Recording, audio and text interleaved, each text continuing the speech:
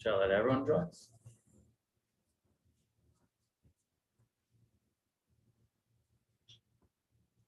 Right on. So welcome everyone to a vaccine town hall for youth and parents and guardians. We appreciate you joining us. Big shout out to Doctors Manitoba for putting this all together. My name is Ace Burpee and I'll be guiding the conversation tonight. Again, thank you for joining us. Hopefully, so we have a ton of amazing questions and hopefully we cover off everything, all your concerns and your questions. We'll get to as much as we possibly can. There is a website, manitobavaccine.ca. So if you sit through this entire thing and you're like, you never got to my question, it's constantly being updated with questions that have been coming in, manitobavaccine.ca. They do an incredible job. I just want to acknowledge that on behalf of physicians participating tonight and Doctors Manitoba, acknowledge that medical services across Manitoba are located on the original lands of First Nations and Inuit people and on the homeland of the Métis Nation. We respect that First Nations treaties were made on these territories, acknowledge harms and mistakes, and we dedicate ourselves to collaborate in partnership with First Nations, Inuit, and Métis peoples in the spirit of reconciliation. We have an amazing team at Doctors Manitoba, and 4 doctors have been so incredibly generous with their time this evening to help answer your questions. So first, please welcome Dr. Marni Hanna. Marni. Hi. I'm a parent, so I care deeply about a lot of these questions that we're answering tonight. I've been a community pediatrician at the Manitoba Clinic for over 13 years. And I'm the president of the Manitoba Pediatric Society. We appreciate you taking the time, Dr. Hanna. And we're also joined by, and please welcome Dr. Ruth Grimes. Dr. Grimes, thank you. Thank you, Ace. So I've been a pediatrician in Winnipeg for 25 years. I have given many vaccinations in my professional lifetime. I have 3 children in their 20s, all of whom who've had their first dose of vaccinations, one of whom is a diabetic, and 2 of the 3 have their second. As the president of the Canadian Pediatric Society, I'm one of many pediatricians across the country who are very concerned about how COVID is affecting our patients, particularly their mental health. And it is that morbidity that I am seeing every single day, both children, youth, and their parents. And this is why I've come on tonight. Well, we appreciate you spending this evening with us very, very much. I'd also like to welcome Dr. William Lee. Dr. Lee, thank you. Hi, everyone. I'm William Lee. I'm a community pediatrician, also at Manitoba Clinic. I've been working for about 3 years now, so I'm the youngster on the group. But every day I've been seeing patients and the effect of the pandemic on all of them, and not only from getting sick physically, but also mentally and just the toll it's been taking. And so I wanted to come on here to answer some questions and hopefully give as much information as possible so you can make the best decision possible. Right on. Thank you, Dr. Lee. And the 4th doctor on our panel is Dr. Jared Bullard. So Dr. Bullard, thank you for your time tonight. No, thank you, Ace, and good evening to everybody. I think this is a great opportunity to really talk about COVID vaccinations in general and also all the health issues around COVID that are affecting our kids. Like the others, I do have 2 children myself, a 14 and a 10-year-old. We can talk about their decisions in and around vaccination. My background is I'm a pediatrician, but also an infectious disease specialist and the section head of infectious diseases here. In addition, I'm the associate medical director at Chatham Provincial Labs. That's a public health lab. And I've been doing a lot of work in and around this whole pandemic in regard to the testing. So I'm really grateful to be able to talk to everybody today.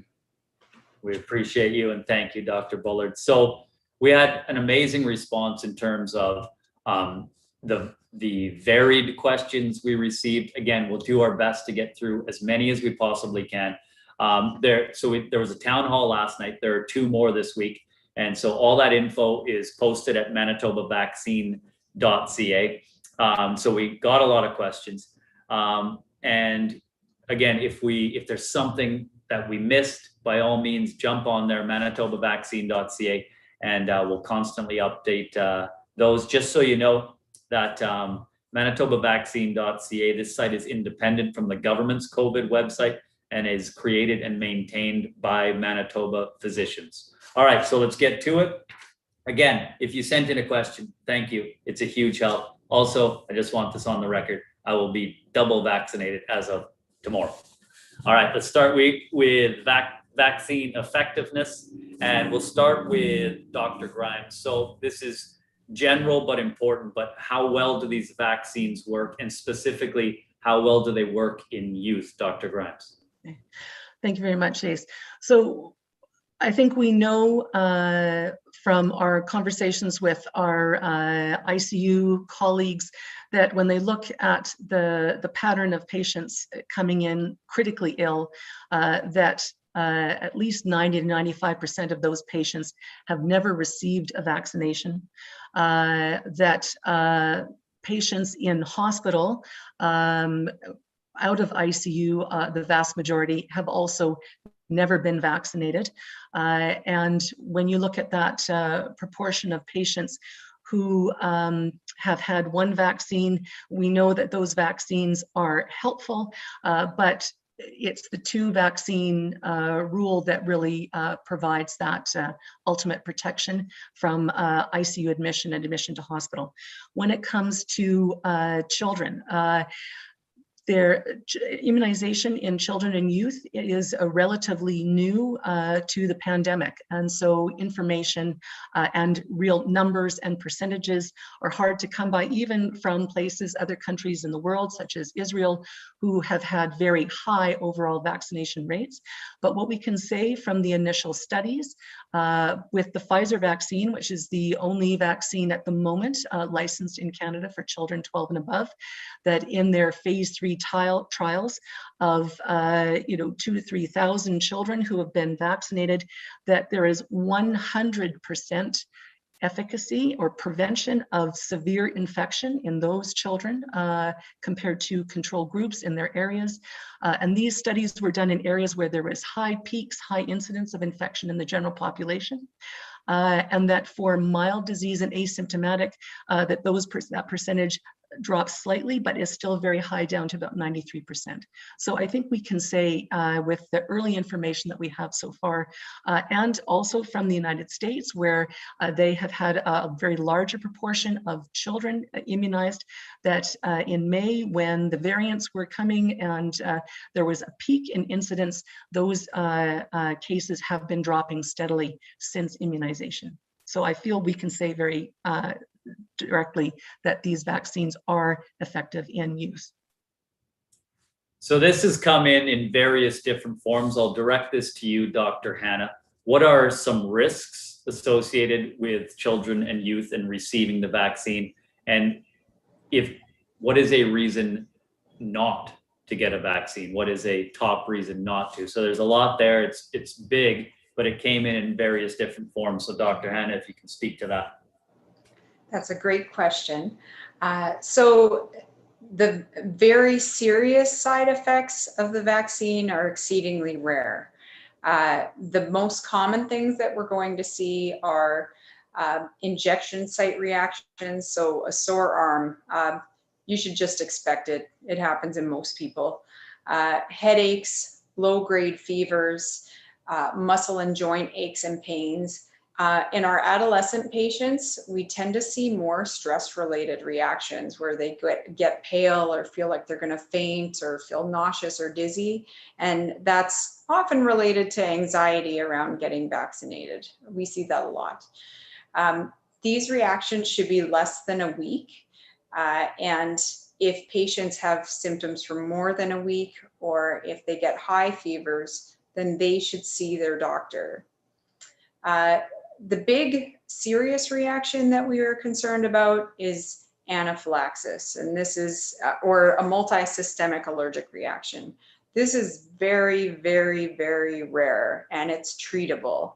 It's the reason why when people go to get their vaccines, we make them wait for 15 minutes after their vaccine to make sure a reaction like this isn't happening. And if they have a past history of anaphylaxis to food or other medicines, we make them wait for 30 minutes. So people who should not get the vaccine are children who are under 12 because it's not approved for that age group yet. We'll talk more about that later. If they have severe allergies to vaccine ingredients, the two things that people might have been exposed to are polyethylene glycol, which is a component in some stool softeners that are in common use, and polysorbate, which may be a component of some medications, particularly for cancer, but they're not medications that are used very widely. Or if they've had a past allergic reaction to a dose of the vaccine, so if they had an allergy to their first dose. If they're isolating due to COVID symptoms or a potential exposure, they shouldn't go get their vaccine until public health has cleared them. If they've had another vaccine within 2 weeks beforehand, then they should wait at least 2 weeks between. Not because it's dangerous, but there may be some interference with the immune response. If patients have had past severe allergy reactions to vaccine or an injectable medicine, they should talk to their doctors about going for the vaccine first, although it's unlikely that that would interfere. Or if they have suppressed immune function, or if they're on a treatment that might be suppressing their ability to mount an immune response, then they should also talk to their doctors first. Thank you. Nice, thank you. All right, Dr. Lee, be ready for this one.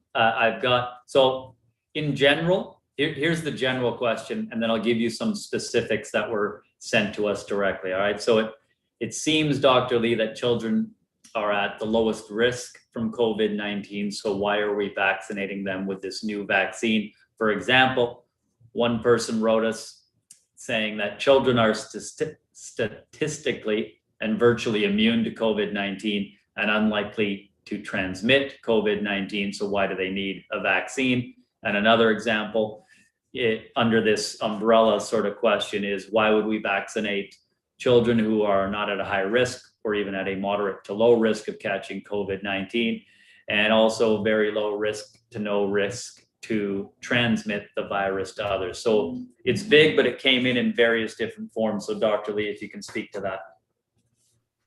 Yeah, I think this is an important question, and it's been one that I've been getting a lot in clinic as well. And the tricky part is that when the pandemic first started, it really did seem like teenagers and young people were less susceptible to becoming sick from the virus. But as we know, as the pandemic has gone on, the virus has become smarter, it's mutated, it's changed.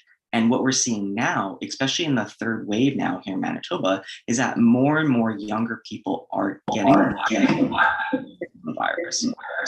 Particularly in the teenage population, we're really seeing this increase in infection. And thankfully, it is a slow increase, and teenagers still often do not get seriously sick, but we have been seeing a few deaths in the teenage population as well. The other thing to remember too is that our studies show that teenagers are just as good as adults in terms of transmitting and passing on the COVID-19 virus. So in my opinion, I think it's important to get ahead of the virus and vaccinate the population, to not only protect ourselves, but to protect those around you and ultimately help to get us closer to ending the pandemic. Thank you, Dr. Lee. Dr. Hanna, I'm just going to go one below and then come back, just so you know, because this jumps off of the last one. But if vaccines are so effective, then why do fully vaccinated people still have to wear masks? So that's another great question. So the short answer is that we need more of the population to have their second doses and to know that they have improved immunity from that. As we all know, the vaccine is not 100% effective, but it is very effective. And we still have significant case numbers in Manitoba. So it's not really safe yet to remove some of these restrictions. Even today, 4 people died and one of them was in their 20. So, we're not out of the woods yet. In other countries like the US and the UK, some of those places are relaxing their restrictions. And hopefully we'll get there soon, but we need more people to get their second doses. How long should one, this came in a couple different forms, but how long should someone continue breastfeeding after their second shot? I'll stay with you, Dr. Hanna, sorry. So there have been small studies done to answer this question. And it is apparent that in breast milk, antibodies start to show up at a protective level about 2 weeks after you receive your vaccine. And they continue for at least 80 days afterwards.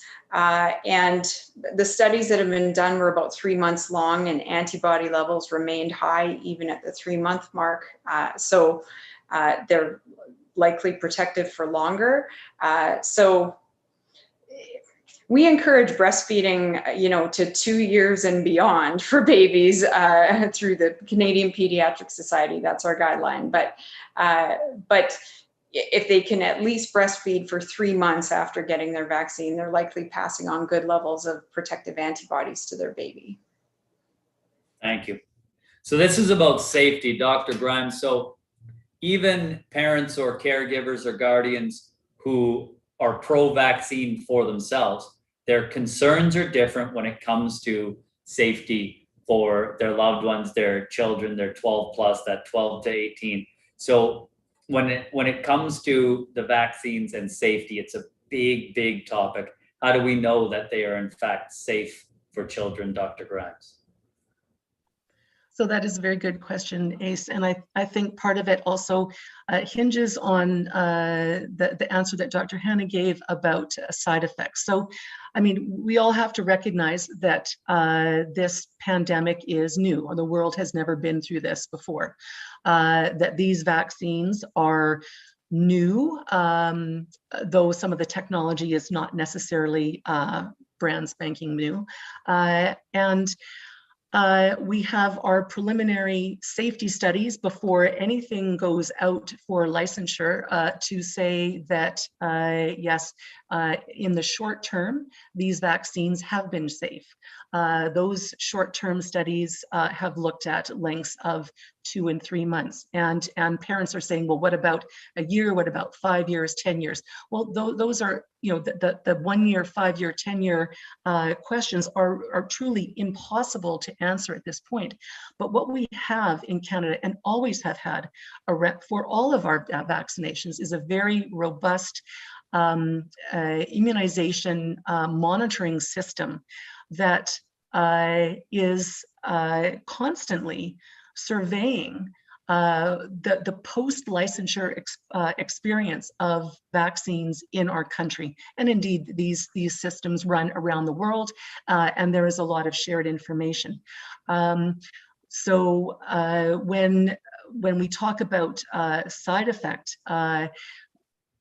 we know that we are going to be on the cusp looking for any signal of concern and be ready to respond. And I know that we are going to have conversations later on about one of the potential concerns about some inflammation around the heart and myocarditis.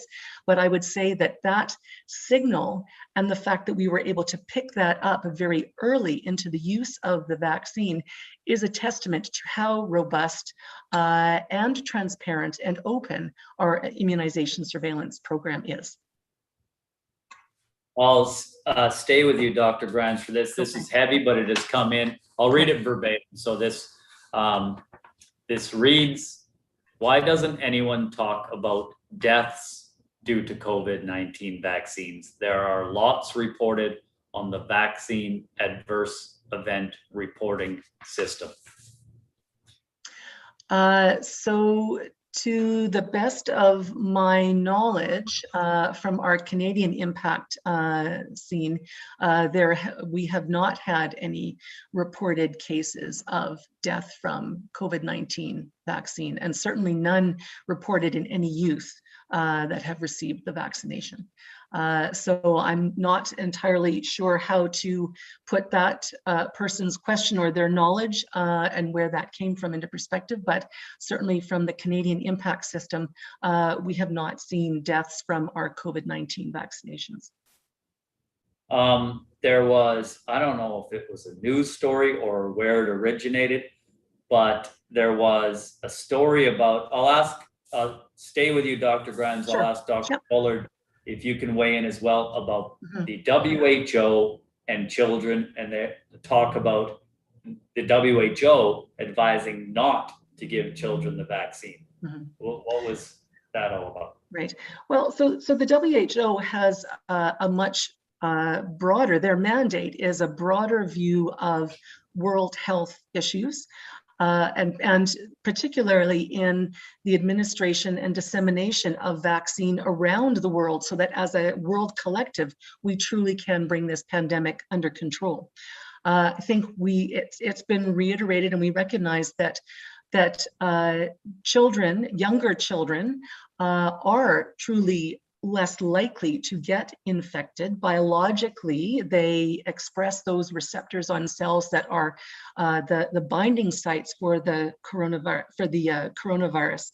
And because they express those less, they are less likely, but not impossibly, to get infected. Certainly thus far, and as we've moved through the pandemic, we've certainly recognized that children represent a very small percentage of those who get sick. The issue is, from a larger world perspective and holistic perspective, how do we guarantee that we can get this world pandemic under control? And so should we be more judicious, more thoughtful in how we disseminate vaccine around the world? So particularly for those poor developed countries where COVID is decimating their population, is putting their healthcare system beyond capacity, beyond repair to failure. And I think we need to take those into consideration. So the recommendation to not vaccinate children, I think they're stipulating more young children under the age of 12, because they certainly do advocate for vaccination 12 and above, is to be thoughtful as to how we as a world collective use our immunizations so that we truly can bring this world pandemic to a close. Dr. Bullard? Yeah, I think that Dr. Grimes hit a bunch of important points there. When we think about vaccinations and kind of the strategies in and around them, you have it at the individual level. And Dr. Grimes certainly was saying that when we think of children, particularly under the age of 12, we know that they are unlikely to get sick. They probably can't spread it overly well. So then we have to use and go to the population level. And if you look at the province of Manitoba, we're fortunate. We have a decent supply of vaccination to give to pretty much everybody. But when we start saying from a global perspective, the supply is not the same. Like if you were to look at Africa's immunization rates, it's 2%. It's abysmally low, right? And so what is probably the best way to protect children there? Should we vaccinate them knowing that, in fact, it probably is not going to be the biggest bang for buck? No, that doesn't make a lot of sense. But if we were to look at it and say, well, who's going to give it to them? Well, it's probably going to be the adults around them, and in particular, their parents. That's the single greatest risk factor. So if we can prioritize them, if vaccines are not in sufficient supply for the entire population, then that would be the ideal strategy. So I think it's very accurate to say that it's really the priority. And when they're thinking about the world in general, that's probably the best way to minimize transmission of this virus, or at the very least to ensure that people, when they eventually do get COVID, are unlikely to get really sick from it. Getting it into parents and arms of people that are most likely to transmit to kids. And then later on, when we have enough supply, to think about giving it to those children as well. Awesome. Dr. Lee, you have a couple here. The subject of myocarditis. So we've received a couple different questions, and they're all sort of under the umbrella of myocarditis, references to Pfizer, leaning a little bit more specific to teenage boys. So speak to that. What is myocarditis? Is that a risk? Should people be concerned? Dr. Lee.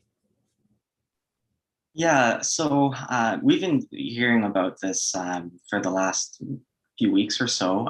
And so it initially started out with some reports recently from Israel and the USA about some younger adults, mostly male, who did present with something called myocarditis in close timing to their Pfizer vaccine.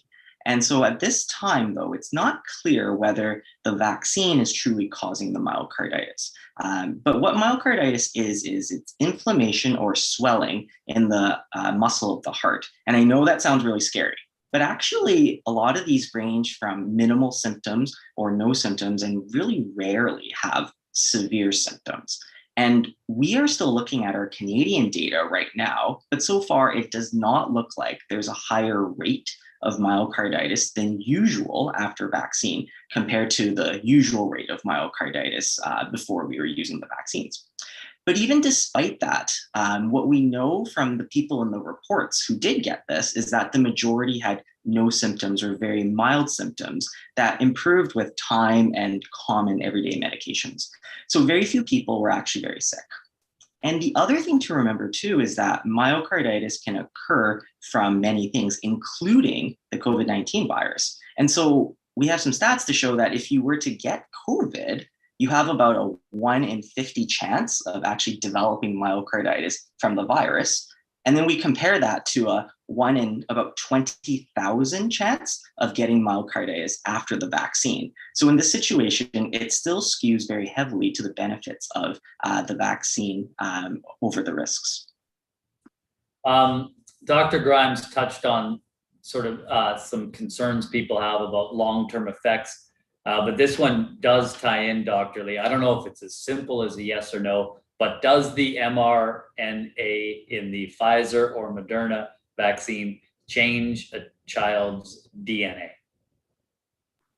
Yeah, so this is the question has been coming on a lot, and no, the mRNA vaccines do not change your DNA. They work by kind of giving your body like a recipe book to create eventually an antibody that helps fight against a part of the COVID-19 virus, so that if you were to get it later on, it can help fight against it. But that all does not get anywhere close to the nucleus of the cells, which is where the DNA is. So there's no evidence that it affects or changes our DNA at all. Dr. Bullard, heads up, because I'm jumping ahead to 12 because I'm concerned about time. Also, I want to mention again, manitobavaccine.ca. So let's say you're hoping to hear your question answered this evening, and then you get to the end and we haven't touched on it. That doesn't mean your question's never going to get answered. manitobavaccine.ca. We attempt to put out as much information as possible and answer as many questions as possible. So Dr. Bullard, concerns about a spike protein in the vaccine spreading around the body, and is that dangerous? Speak to that if you can. Oh, absolutely. Yeah, that certainly is something that I've heard a number of people are curious about. So I do recall a study that came out not too long ago in people specifically vaccinated first and second dose. And what they did find is when they used this really ultra sensitive assay, they could in fact pick up spike protein in people's blood. The neat thing was that as people developed antibodies to the spike protein, which is the whole goal of getting it, they no longer had these spike proteins at very low levels. And the other interesting part was that when they were to do the same test looking for spike in blood after the second dose, they couldn't see it anymore. And that's just the antibodies neutralizing it. That's not unique in the world of infectious diseases with vaccination. So if you're to get a hepatitis B vaccine, we can find that antigen for about 2 to 3 weeks after as well. So is it long-term any problem? No, your body is literally used to dealing with all sorts of antigens and proteins that go into the bloodstream all the time when you brush your teeth or go to the bathroom. So 14.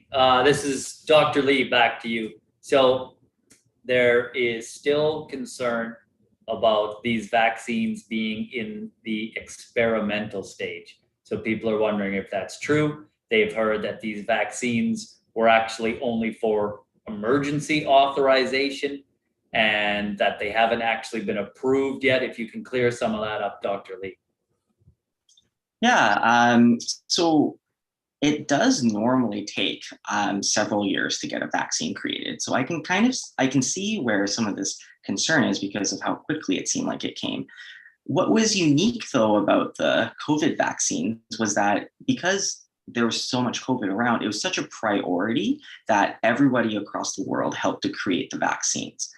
And also, while normally we would do vaccine safety trials, so they usually do like a phase 1, then a phase 2, then a phase 3, one after the other.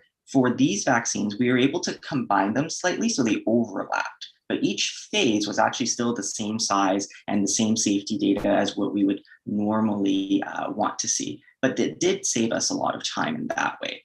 The emergency authorization piece refers to something that the Federal Drug and Administration uses in the US. But here in Canada, the vaccines are listed as interim approval. And that's sort of because the pandemic is so important to all of us. Health Canada has sort of prioritized reviewing the evidence about the vaccines really quickly and has provided quicker approval to get to be able to be used as quickly as possible. But most importantly, though, the vaccines had gone through the same rigorous safety testing as any other vaccine that we use and are safe and effective. And then they still continue to go through ongoing safety monitoring, which is required for all vaccines as well. All right. Dr. Bullard, sorry, this one is for you. There were questions, so the general sort of topic would be, are there other ways of preventing or treating COVID-19? And there were questions about ivermectin, as in, are you aware of any effective early treatment strategies that can be used for COVID-19? So that's pretty big, Dr. Bullard, but if you can touch on that, and people would like to know, because ivermectin has come up more than once. And that's very fair. I have also heard ivermectin, had a couple of people who were joining tonight reach out about that specific question. I think when you look at treatments for any particular infection, especially viruses, you have to think about, well, what it does that medicine make sense? And so with hydroxychloroquine, one of the ones that we studied early on in the pandemic, it could, right? Because it was modifying your immune system to some degree, and that was important. And we ended up repurposing other medications that did, like steroids, which worked fairly well.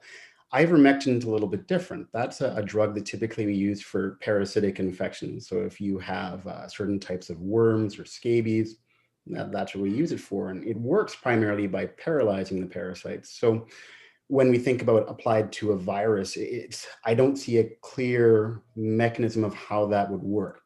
That being said, I don't know of studies that have specifically looked at if ivermectin can be used in the treatment of SARS coronavirus 2 infection and COVID.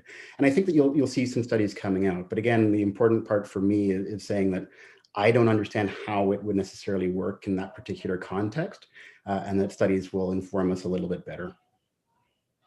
Dr. Hanna, are you required to push the vaccine and specifically not offer alternatives like ivermectin? And are you being paid to promote the vaccine? That's come in, people ask that question. Do you face sanctions if you speak out? Dr. Hanna first.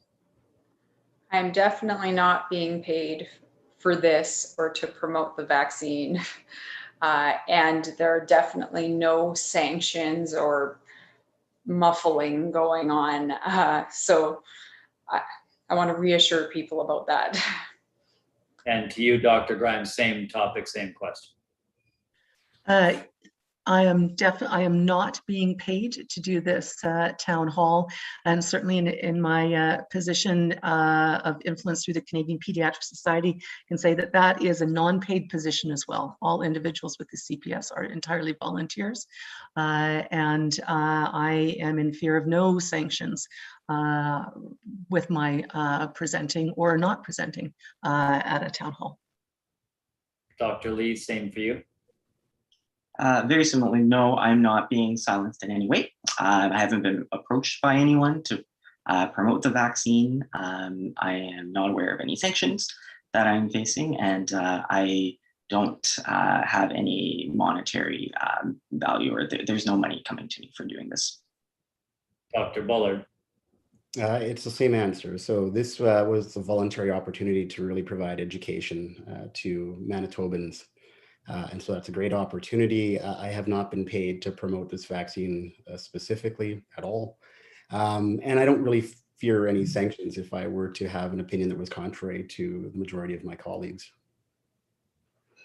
I remember when they first announced that they were lowering the age eligibility to 12 plus. And I was like, is that the same exact dose that I would get? And so Dr. Hanna, the actual dose that one receives, if you're 12 plus, 12 to 18, is that the same as someone who is 37 or 59? Is it the exact same dose?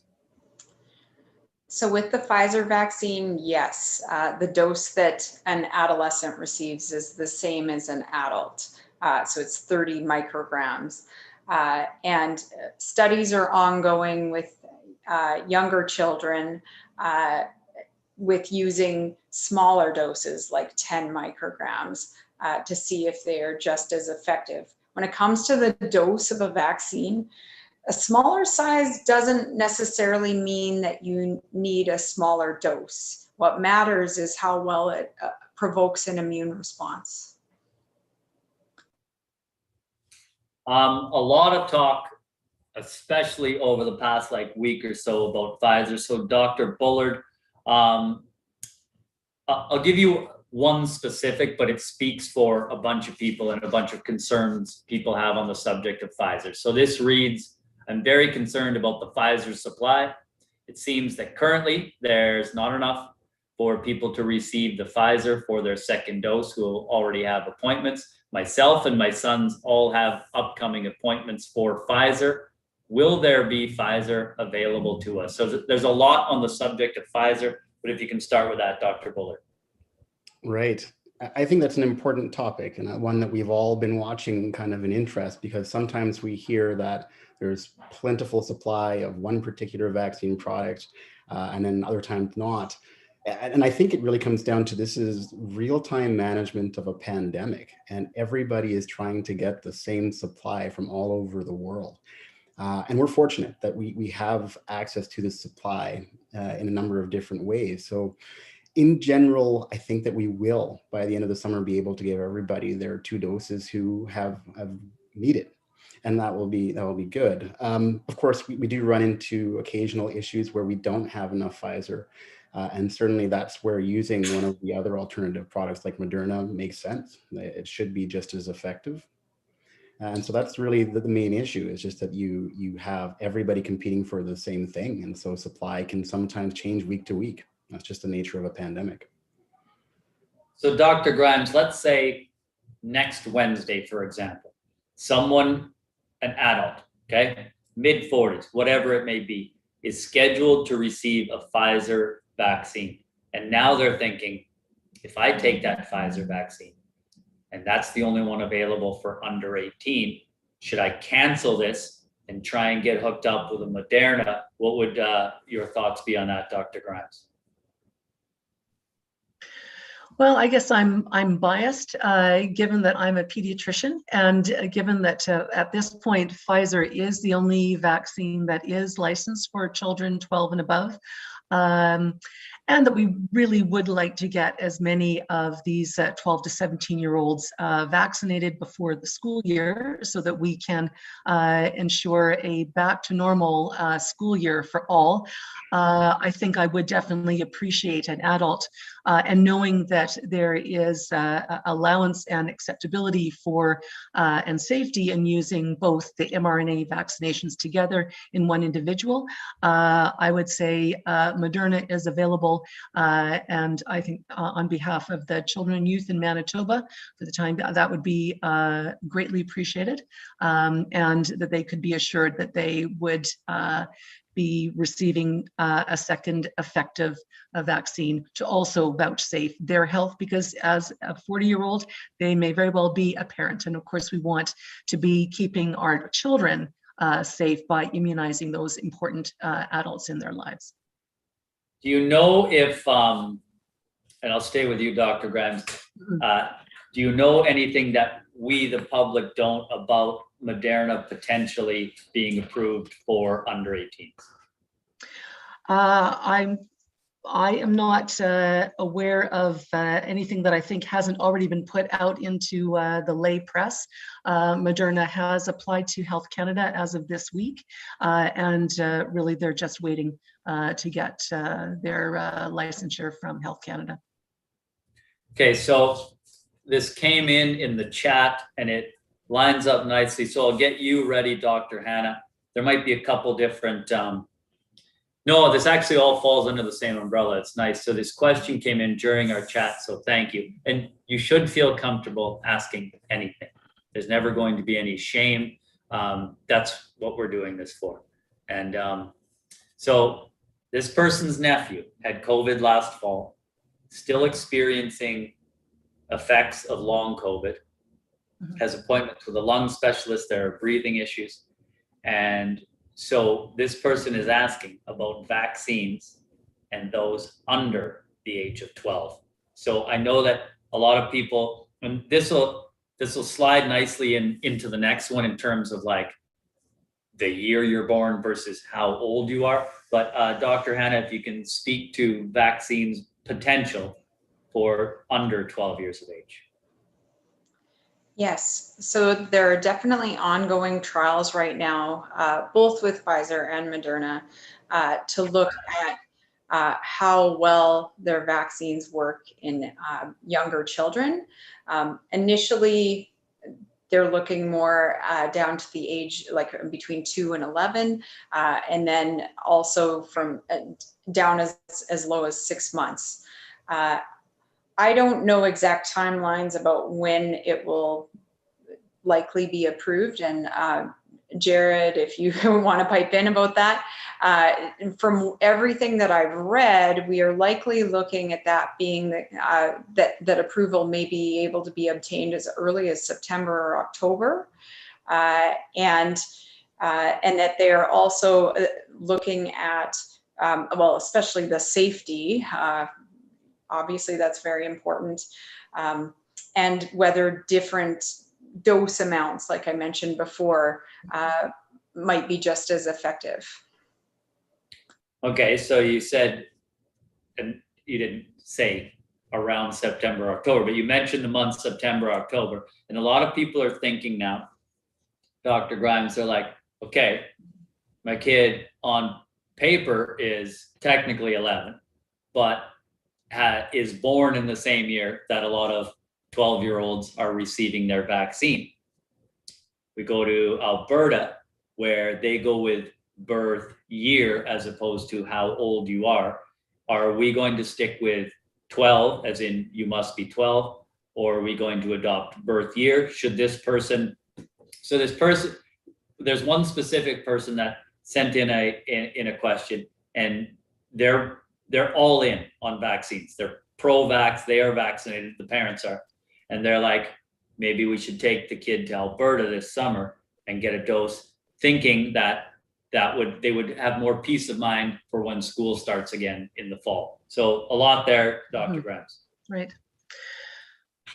So there's a lot about how vaccines are delivered across Canada that is very much driven by provincial governments, different epidemiologies, and I am certainly, as a lowly pediatrician, not privy to the discussions that go around how individual provincial governments decide on where they're going to be delivering or to what ages, or how they're going to deliver their vaccines.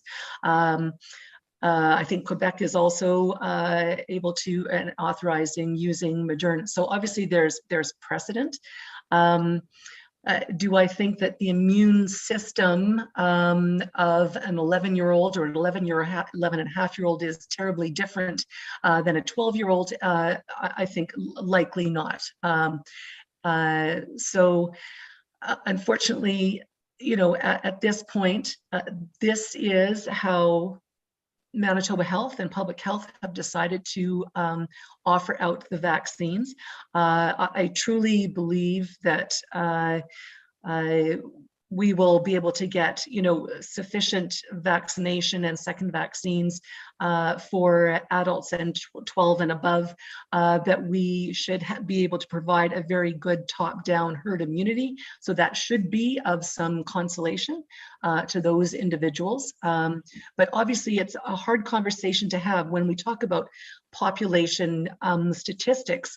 For that one nephew, that was 100% infection rate, and it's difficult when, and I have patients who are also dealing with long hauler syndrome. It's difficult to reconcile these political and statistical and public health decisions when you're looking at that affected individual. And I truly appreciate where this family is coming from. Dr. Bullard, I think everyone is in on this conversation in terms of anyone 12 and up. So I think at the beginning of the introduction of vaccines to the world, people were sort of under the assumption that they were going to have the same dose, as in the same dose, first dose, second dose. And then they started hearing that they can get a different one, right? And then why did this change? But then also, is it safe? But also some people are now hearing it's gone almost a step further where it's almost better to have a different one. So my combo as of tomorrow is going to be, I'll be AstraZeneca, Moderna, and that'll be lots of people. So Dr. Bullard. Yeah, that's the vast majority of my friends who are in their 40s as well, Ace. So they were asking me, should I get AstraZeneca? And I was absolutely for it. And I think that you're seeing the surveillance system around serious side effects in real-time action, saying that maybe it's not quite worth it. Right, we certainly heard about this vaccine-induced thrombocytopenia or clotting issue related to AstraZeneca, and I think that's why decisions were made to suggest going to an alternative like Moderna or Pfizer. And the best evidence I have seen is exactly that it seems like if you get your first dose of AstraZeneca followed by an mRNA-based vaccine, the amount of antibodies that you generate are actually more. In addition, it seems like the cell-mediated immunity or the other components of your immune system that take on viruses are also at a level that's at least comparable, if not higher. So that might be the way to go. But again, this is early, and I think we need to see additional studies as well. I'm not directing this one to anyone specifically. If someone can handle this for me. Someone has asked how many Manitoba children, so I'm sort of jumping back, but this came in the chat, and they do want to know how many Manitoba children have died from COVID-19. So yeah, we've had about 13,500 cases of COVID in children, specifically that's under the age of 17. And so of all of those cases, I can think of that there's been one child who's died, which is really unfortunate because you don't want to see anybody die. And when we look across the entire country, we know that it is probably in the teens in terms of number of children who have died. The vast majority of them, unfortunately, have had other conditions that would make it more likely that that particular infection would cause more problems. But in Manitoba, we're at 1. Okay. We're doing extremely well time-wise, everyone. And I can't thank you enough to our panel here and everyone behind the scenes for sharing the evening with us. It's a massive help, massive help. There's no way, okay, yes, we're doing well on time, but if we don't get to this, then that's a huge fail on my part. And so we'll start with you, Dr. Lee, but vaccines and variants, specifically the Delta variant. Yeah, we're talking every day more and more about the Delta variant. And we're really continuing to learn a little bit about the real world effectiveness of these vaccines against the variants. The studies so far do suggest that the vaccines are still really very effective against all of the variants of concern that we know about, including the Delta variant. And specifically in the case of the Delta variant, it seems like it's really important to get your second dose to get the most protection.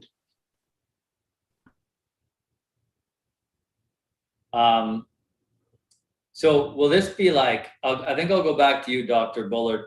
Is this going to be, people are like, is this just going to be like an endless cycle, right? Like they remember when the first variant of concern came up, and yeah, so is this going to be like an endless cycle with new variants every few months? And are these variants, are we protected against them with these vaccines, Dr. Bullard? Right. A great question. And that's something that I think changes the dynamic quite a bit, and we're always asked about. We've been watching for variants and changes in this virus since the first wave. In fact, we had our own variant that took over the summer and into wave 2 that most people didn't even know about. And then suddenly we had a lot more attention brought to it in the media, I would say, in general. And I was actually thinking about how to give an analogy that helps people understand what variants are like. And so talking to my son, I was using Ninja Warrior as an example. And so when you think about all the athletes that try to do that particular sport, they don't do particularly well to hit the buzzer, right? If it was just running across the field to hit the buzzer, anyone could do it, a hockey player or so on. Once you put in obstacles, right, you suddenly start selecting for people who do climbing or parkour or gymnastics, right? And so those people can go further and get closer to that buzzer. And so what we do is you can make the course longer, right? And then you start having those people that just do Ninja Warrior. And if you've watched the show, you know these kids that have been training in it their whole lives are different level. And variants are just like that. Their goal is very much to infect as many people as they can. And so they will pick the best variant to do that. So that's ultimately the goal. But the key is, again, vaccinations, right? They all have certain things in common. They're all the same virus. They're all the athlete, right? And so if you can target something that's common amongst all of them, the vaccines should continue to be effective. And eventually there will be one particular variant or a few of them that start to become the dominant one until we start to see it potentially every year.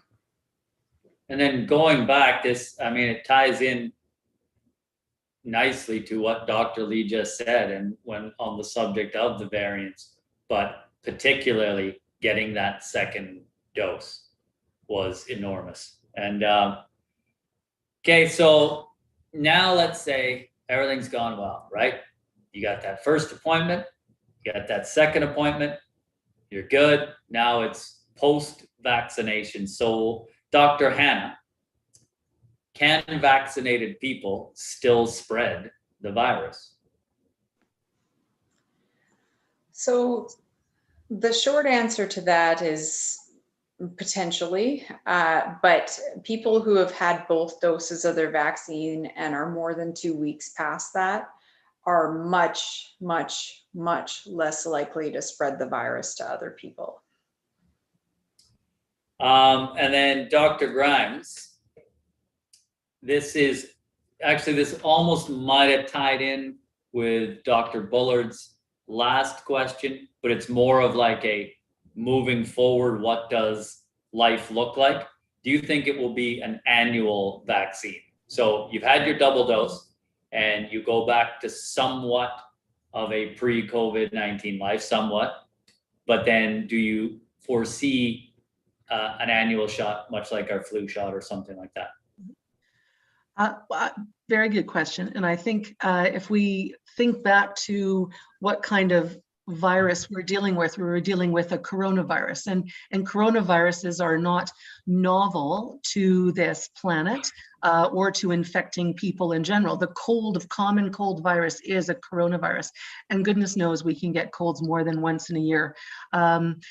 So I think recognizing that sort of virology, I suspect that we will need to be getting an annual COVID vaccination, much in the same way that we get annual or should be getting annual flu vaccinations. And we recognize that the flu virus mutates over time, but as Dr. Bullard said, there are certain strains that tend to become dominant that we can anticipate or predict which strain is going to be the potential strain for that year. And I suspect that much as there is a worldwide surveillance system for looking to see what strains of influenza are popping up and trying to predict what our vaccine is best to be aimed at, I suspect that the coronavirus is going to go the same route. I think from our ID colleagues in the know, we recognize that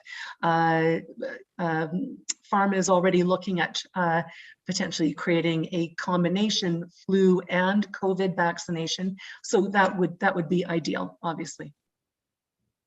I want to thank, you all did a tremendous job, and I'm in awe of, I'm just honored to be in your presence. And so Dr. Hanna, Dr. Grimes, and Dr. Lee, and Dr. Bullard, I know how busy you are, and not only work-wise, you have your personal lives, and to share an hour with us and hopefully ease some tension for people or a bit of anxiety they might be feeling, which is normal, by the way, and that's okay.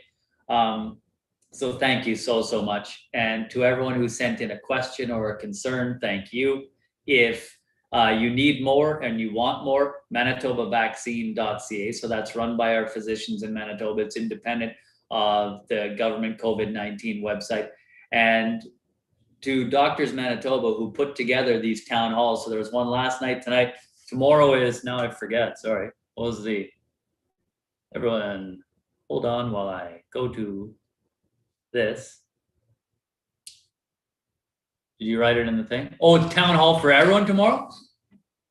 Oh, sweet. Thank you. You're good on that chat. You got that just locked in.